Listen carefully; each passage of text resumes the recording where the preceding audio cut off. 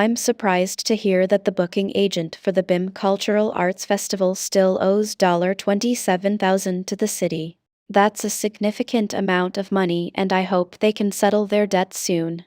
Have you heard anything about how this happened or if there are any plans to recover the owed amount?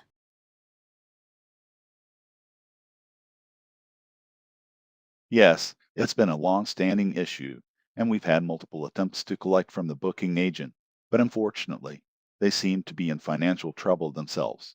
The city has offered to work with them to come up with a payment plan, but so far, nothing concrete has been put into action.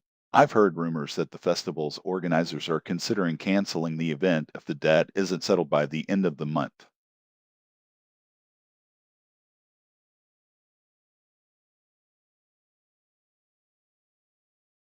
That sounds like a stressful situation for everyone involved.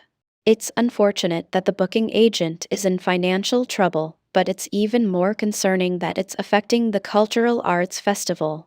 I hope the city and the booking agent can come to a mutually agreeable payment plan soon. It's interesting that you mention rumors of canceling the event.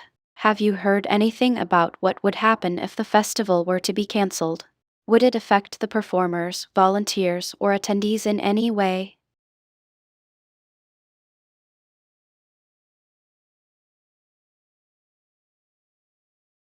If the festival were to be canceled, it would likely have a ripple effect on all parties involved. The performers and artists who had committed to participating would probably lose out on performance fees, which could be significant for some of them.